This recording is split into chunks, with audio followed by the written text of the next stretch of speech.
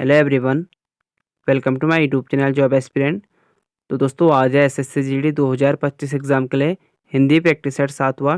इससे पहले मैं आपको 6 हिंदी के प्रैक्टिस सेट और जीके के भी आपको मैं काफ़ी करा चुका हूं। अगर आपको वो देखने होंगे बाकी तो प्लेलिस्ट बनी हुई है, उनको आप जरूर वॉच करें। जो आपको पता है कि 4 फरवरी से आपके एग्जाम स्टार्ट है। ठीक है, अभी आपकी जो है 2024 के फाइनल एसएससी जीडी की मेरिट लिस्ट आ चुकी हैं, उसकी भी मैंने आपको करा रखा है। देखो इस बार कट ऑफ आपने देखा कि बहुत हाई गई हुई है। हर स्टेट की जो आपकी ज़्यादा गई हुई हैं जनरल कैटेगरी में या किसी भी कैटेगरी में 130 प्लस तो आपकी गई हैं। ठीक है, 130 प्लस किसी भी कैटेगरी है, जनरल की तो 140 प्लस गई हुई है, किसी भी कैटेगरी में आपको 130 प्लस तो नंबर लाने हैं। तो इसलिए आपको जो हिंदी में 20 में से 20 और जीके में आपको कम से कम 15 से 18 क्वेश्चन करने हैं। तो आपको मैं डेली आपको एसएससी जीडी हिंदी की प्रैक्टिस सेट और जीके के करा रहा हूँ, उनको आप देख लेना। ठीक है, जो आपके आने वाले एग्जाम के लिए काफ़ी इंपॉर्टेंट रहेंगे, क्योंकि देखो आपको अधिक से अधिक नंबर लाने हैं। पेपर आपका इजी टू मॉडरेट बनेगा। तो मैं आपको डेली कराता हूँ 20-20 प्रश्न। एज इट इज़ वैसे रहेंगे जैसे आपके एग्जाम में क्वेश्चन बनते हैं। आपको इसमें भी ऐसे आपको मैं प्रीवियस पेपर पर आधारित करा रहा हूँ। विलोम शब्द, पर्यायवाची, मुहावरे, गद्यांश और जो 5 नंबर का गद्यांश ना आता है हिंदी में इंपॉर्टेंट है, आपको प्रैक्टिस से ही आएगा। ठीक है, अगर आप डेली प्रैक्टिस करोगे तो अभी आपको जो गद्यांश समझ में आ जाएगा। तो चलिए स्टार्ट करते हैं। अगर वीडियो अच्छी लगी तो वीडियो को लाइक जरूर करें और चैनल को सब्सक्राइब कर लें। बेल आइकन दबाने से आने वाली एसएससी जीडी की हिंदी की प्रैक्टिस सेट हो या जीके की हो, आपको मिलते रहेंगे। ठीक है, अगर कोई भी क्वेरी हो तो कमेंट जरूर करना, आपको मैं सारी वीडियो दे दूंगा। तो पहला प्रश्न है, दिवस का विलोम शब्द नहीं है। आपको बताना कि इसमें से कौन सा दिवस का विलोम शब्द नहीं है। आपको मैं डेली विलोम शब्द एक्स्ट्रा कराता हूँ। अगर आपको नीचे अभी विलोम शब्द देखने को मिलेंगे और पर्यायवाची, अभी तक मैं आपको कम से कम 35 पर्यायवाची करा चुका हूँ। ठीक है, 6 प्रैक्टिस सेट आज आपका 7वां है। आज मिला के आपके 40 पर्यायवाची कंप्लीट हो जाएंगे। अगर आप इतना पढ़ लो ना, आपका काम हो जाना है। ठीक है, और वैसे विलोम शब्द, दिवस का विलोम शब्द आपको बताना कि इसमें से कौन सा नहीं है।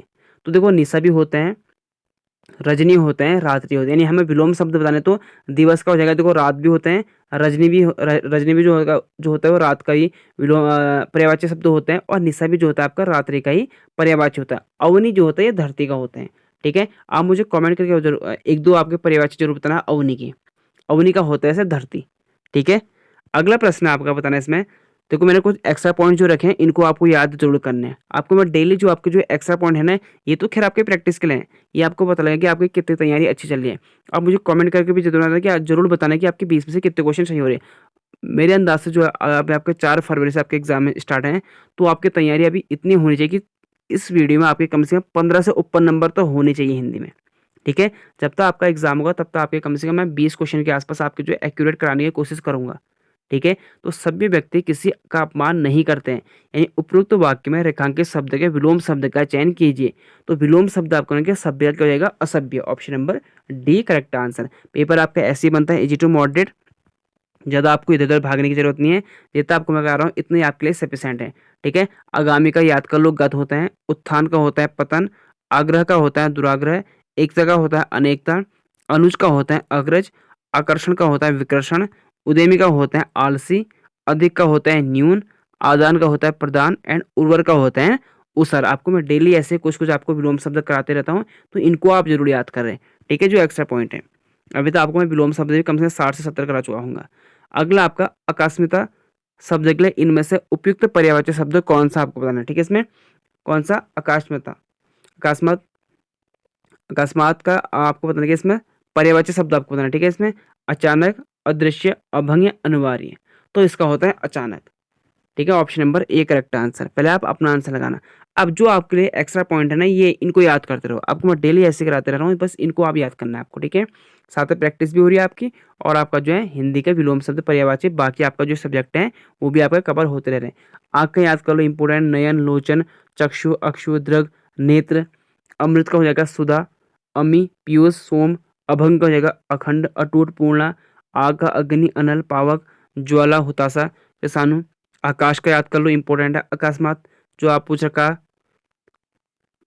अचानक, सहसा, एकाएक, अनियास, अकस्मात, एकाएक, विदुवसात, अनिश्चित, अनिच्छापूर्वक। अमर का हो जाएगा चिरंजीवी, अनुस्वर, अजर, अजर अमर जो रहते हैं। ठीक है, अवनी का देख लो आप, अवनी का भी आपसे में क्या ही रहता है, ये आपका देख लो, अवनी का याद कर लो।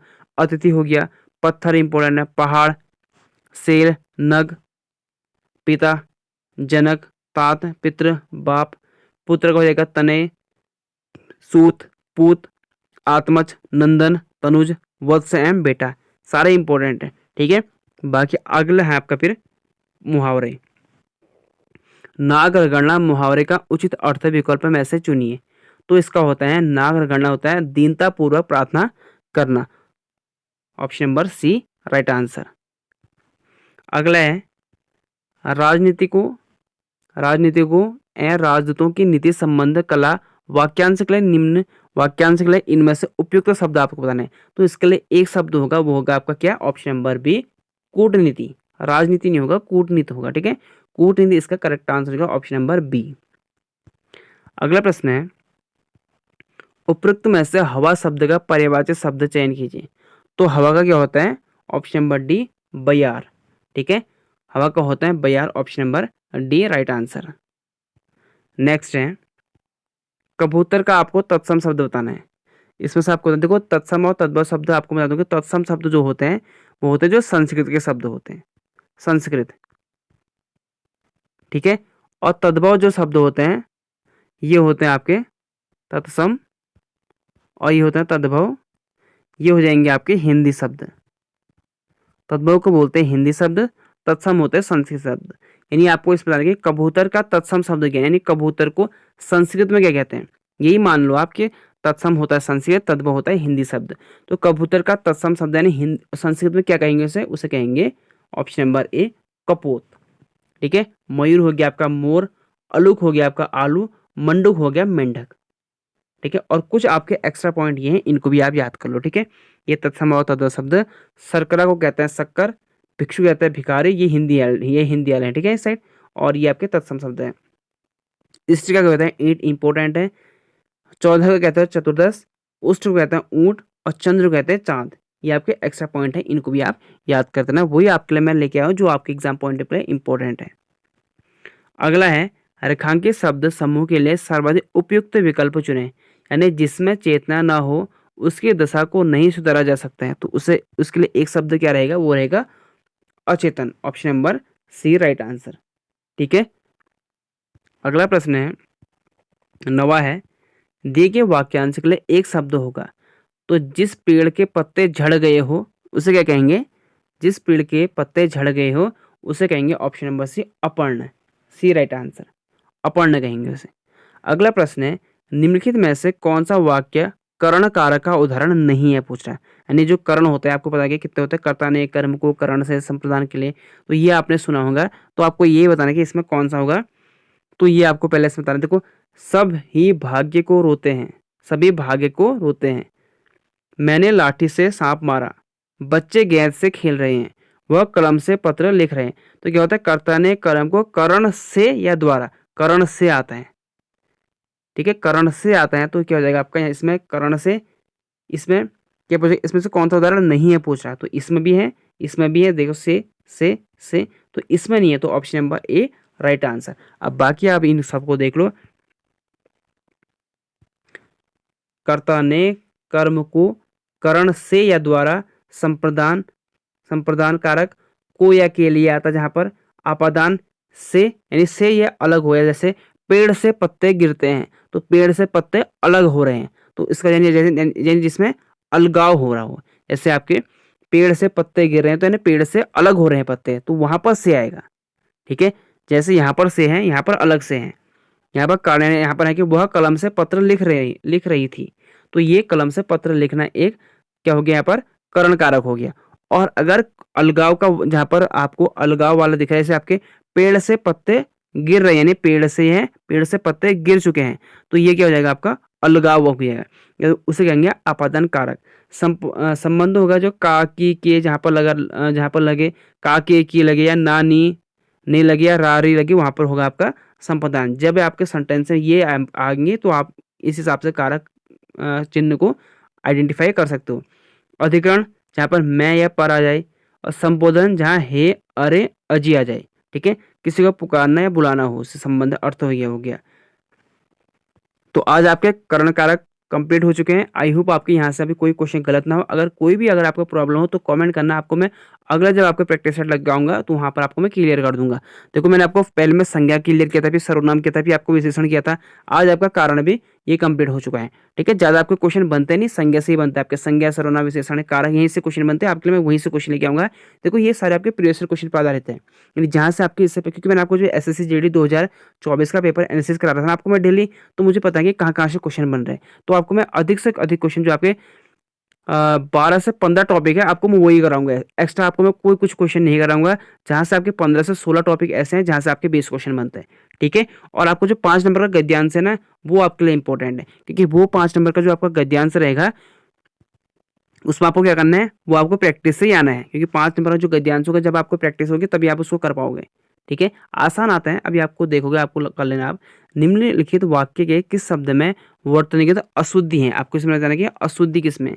तो भगवान शिव का निवास स्थान कैलाश है, तो इसमें कौन सा अशुद्ध है? तो कैलाश। कैलाश को ऐसे नहीं लिखा जाता है, ठीक है? तो option number B right answer. बाकी आपके निवास सही है, शिव सही है, भगवान सही है। जो कैलाश में आपकी एक मात्रा हो रहेगी यहाँ पर, option number B right answer रहेगा। अगला प्रश्न है फिर, निम्नलिखित मुहावरे के लिए उपयुक्त सार्थक शब्द बताइए। यानी आपको यहाँ पर मुहावरा बताना है। गुलर का फूल होना क्या होता है? ये आपको आसान से इसी टाइप के क्वेश्चन आते हैं। ये आपका रिपीट भी क्वेश्चन है, 2024 में क्वेश्चन बना भी है ये। तो गुलर का फूल होना बोलते हैं इसे, ऑप्शन नंबर सी दुर्लभ होना, ठीक है?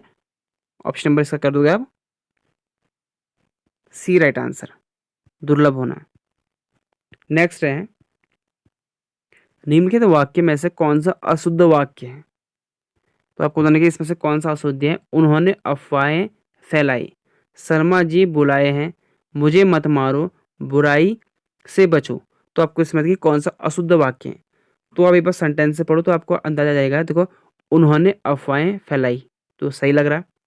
शर्मा जी ने बुलाए, ये होगा शर्मा जी ने बुलाए या शर्मा जी द्वारा बुलाए, तो ये होगा आपका ऑप्शन नंबर बी अशुद्ध है। मुझे मत मारो, ये भी करेक्ट है। बुराई से बचो, तो ये भी आपको पढ़ने में लग रहा है। आज शर्मा जी बुलाए हैं, तो ये कुछ नहीं बता शर्मा जी ने बुलाए या शर्मा जी द्वारा बुलाए हैं, तो option number B right answer हो जाएगा। अगला है फिर, निम्नलिखित वाक्य के रिक्त स्थान में सबसे उपयुक्त मुहावरा क्या होगा? इसमें जेठ की गर्मी डैश होती है। जेठ आपको पता होगा जो गर्मी जून के महीने में लगती है, तो उसे हिंदू कैलेंडर के अनुसार जेठ बोलते हैं। और आजकल इस टाइप के क्वेश्चन बन रहे हैं कि दीपावली कौन से महीने में बनाई जाती है या होली कौन से महीने में मनाई जाती है हिंदू कैलेंडर के अनुसार। तो जेठ की जो गर्मी रहती है वो होती है अंगार बरसने जैसी।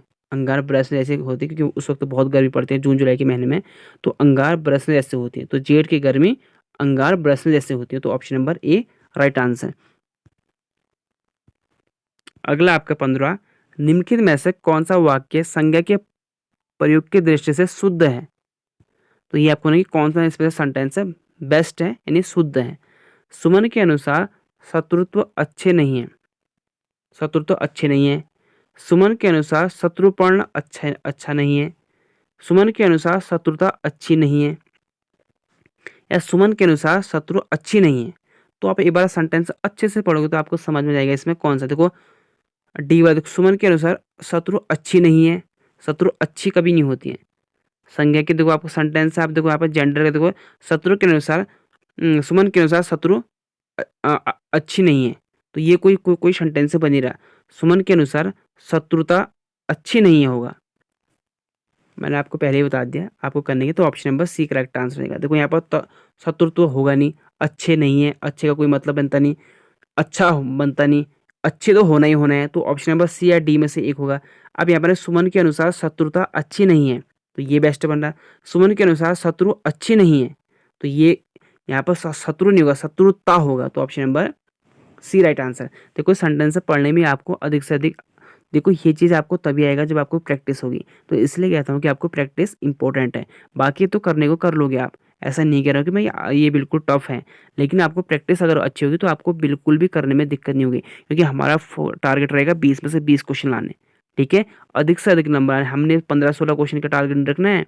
15-16 तो खैर कर दोगे, उसमें कोई टेंशन नहीं है। ये 5 नंबर का गद्यांश बहुत आसान बनता है। 16 से जो 20 आप रहेंगे आपके गद्यांश रहेंगे, ठीक है? पहले हम गद्यांश से पढ़ लेते हैं। 16 से 20 आपके रहेंगे गद्यांश, और ऐसे आपके एग्जाम में बनता है आपके आवश्यकता। पहले हम गद्यांश से पढ़ लेते हैं, उसके बाद हम बाकी को पढ़ लेंगे, ठीक है? इसके ऑप्शन आवश्यकता इस बात की है कि हमारी शिक्षा का माध्यम डैश भाषा हो जिसमें राष्ट्र के हृदय मन प्राण के सूक्ष्मतम और गंभीरतम संवेदन मुख्यतः हो और हमारा पाठ्यक्रम यूरोप तथा अमेरिका के पाठ्यक्रम पर डैश न होकर हमारी अपनी सांस्कृतिक परंपराओं एवं आवश्यकताओं का प्रतिनिधित्व करें। भारतीय भाषाओं, भारतीय डैश, भारतीय दर्शन, भारत धर्म और भारतीय समाजशास्त्र को हम सर्वप्रिय स्थान दें। उन्हें अपने शिक्षाक्रम में गौण स्थान देकर या शिक्षित जन को उनसे वंचित रखकर हमने राष्ट्रीय संस्कृति में एक महान रिक्ति को जन्म दिया है जो नई डैश को भीतर से खोखला कर रहा है। हम राष्ट्रीय डैश से ही नहीं सामाजिक जीवन प्रभाव से भी दूर जा पड़े। अब क्या होगा, देखो अच्छे से पढ़ो। क्या कह रहा है, ये हमारे कल्चर के बारे में। देखो सबसे पहले आपको समझना है कि वो किसके बारे में कह रहा है, यानी भारत के कल्चर के बारे में। ये आपके गद्यांश हैं, तो हमें कल्चर से संबंधित इसमें आपको फिट बैठाने कहाँ पर क्या बैठेगा। देखो आपने पूरा अच्छे से पढ़ लिया होगा। अब हम देखते हैं इसमें क्या होगा। आवश्यकता इस बात की है कि हमारी शिक्षा का माध्यम भाषा में हो। किस भाषा में हो? अरबी में तो होगा ही नहीं, या आप ऐसे लगा होगा। अब यहाँ पर क्या है, अब आपको यहाँ पर कोई टफ लग रहा, विदेशी होगा नहीं, अंग्रेजी होगा नहीं, क्या होगा, हमारी शिक्षा का माध्यम भारतीय होगा ना, भारतीय भाषा हो जिसमें राष्ट्र के हृदय मन प्राण के सूक्ष्मतम और गंभीरतम संवेदन मुखरित हो और हमारा पाठ्यक्रम यूरोप तथा अमेरिका के पाठ्यक्रम पर अमेरिका के क्या होगा, नकल निर्धारित जैसा या आधारित हो। तो क्या होगा, यहाँ पर क्या होगा, हमारा पाठ्यक्रम यूरोप तथा अमेरिका के पाठ्यक्रम पर आधारित न होकर, निर्धारित ना, आधारित न होकर हमारी अपनी सांस्कृतिक परंपराओं एवं आवश्यकताओं का प्रतिनिधित्व करें। भारतीय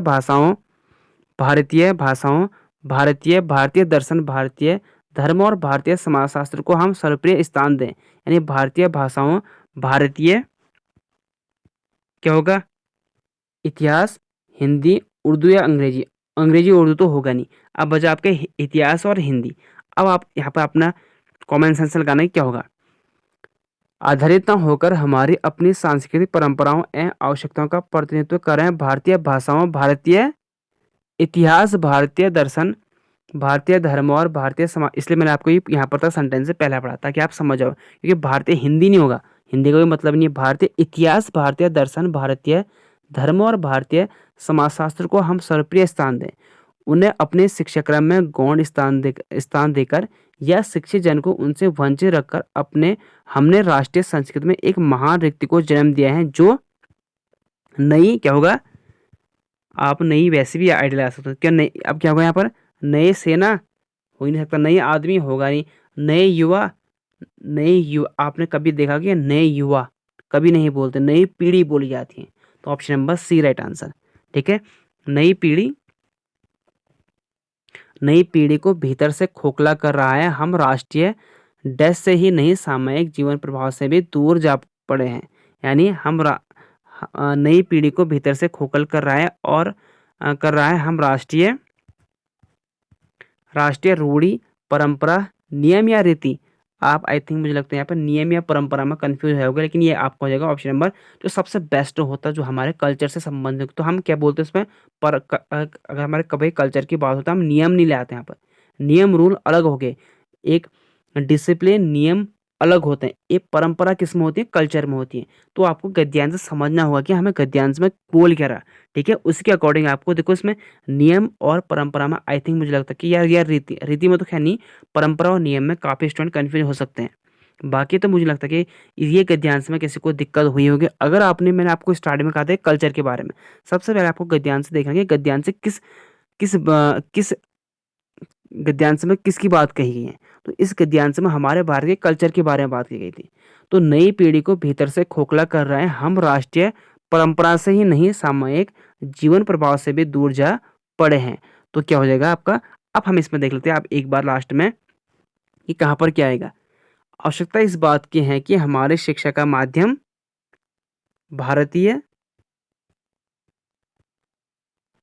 भारतीय भाषा है जिसमें राष्ट्र के हृदय मन प्राण के सूक्ष्मतम और गंभीरतम संवेदन मुखरित हो और हमारा पाठ्यक्रम यूरोप तथा अमेरिका के पाठ्यक्रम पर आधारित